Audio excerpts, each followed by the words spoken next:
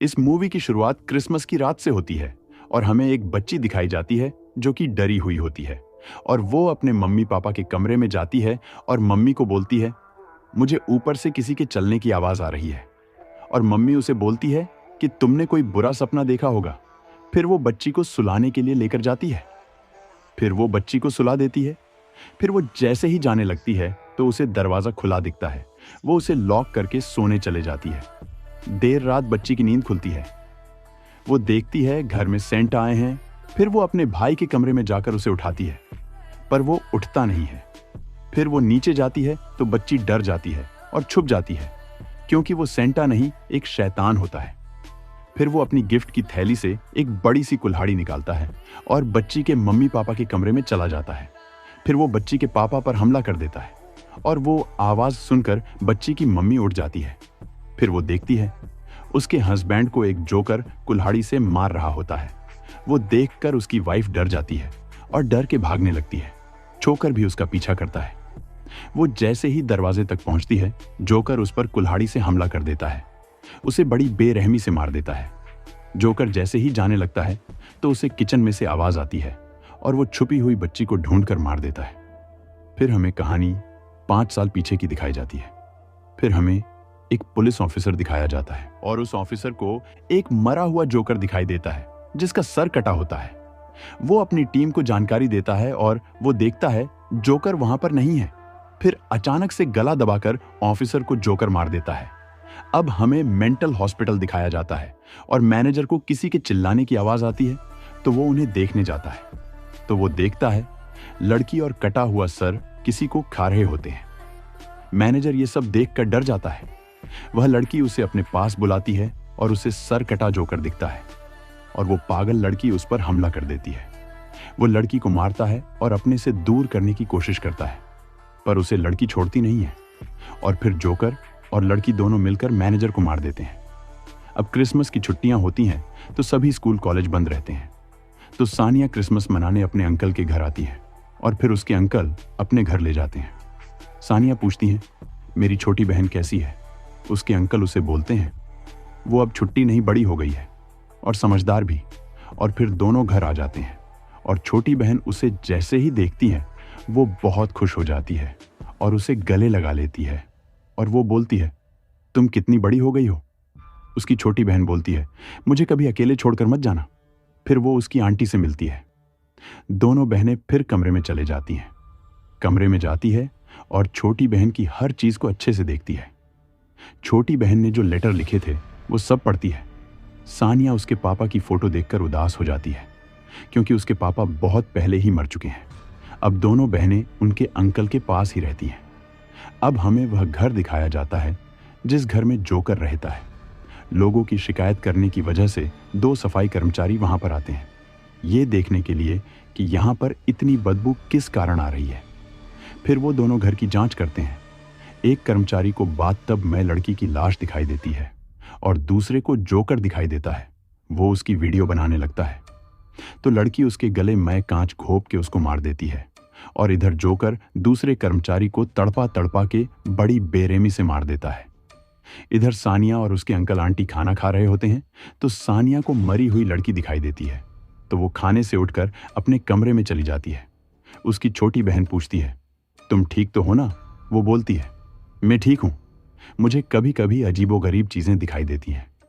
फिर कुछ देर बाद उसकी आंटी उसके पास आती है और उसे बोलती है, तुम कोई भी बात मुझसे शेयर कर सकती हो।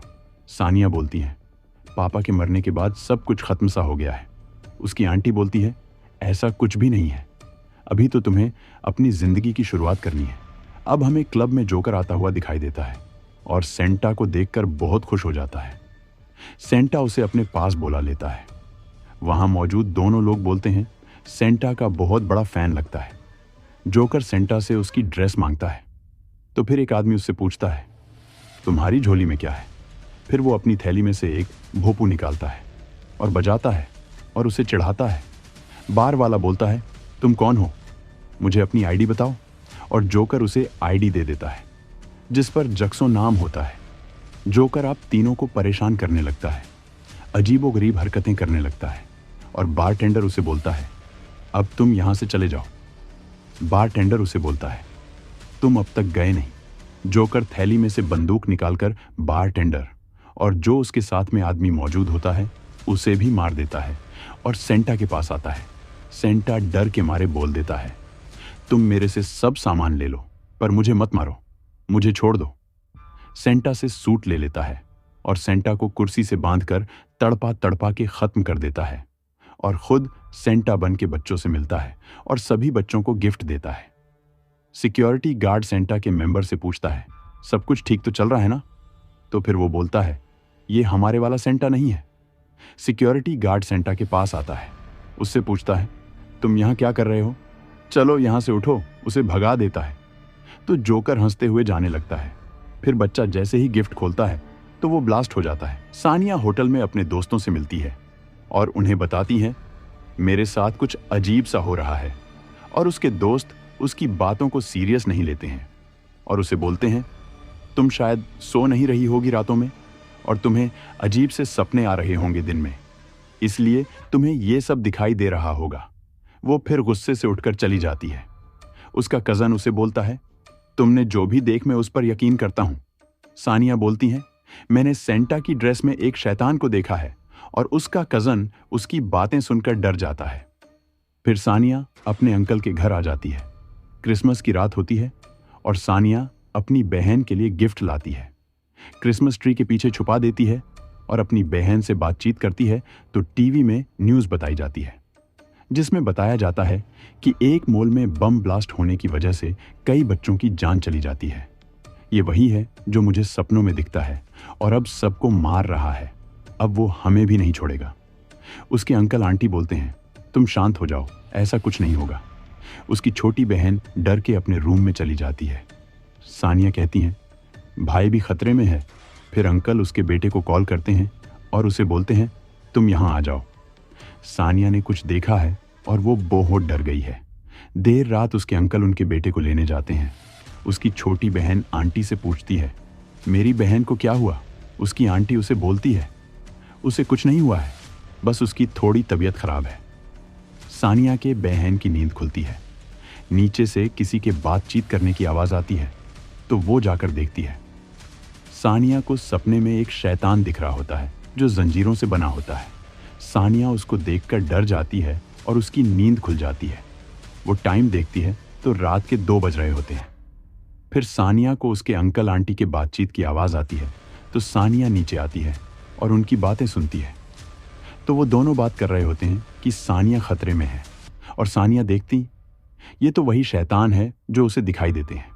सानिया भागती है तो जोकर उसे पकड़ लेता है और उसे मारता है और बेहोश कर देता है और फिर उसकी आंटी और उसे कुर्सी से बांध देता है। फिर जोकर और उसके साथ वाली पागल लड़की उसकी आंटी को बड़ी बेरहमी से मार देते हैं।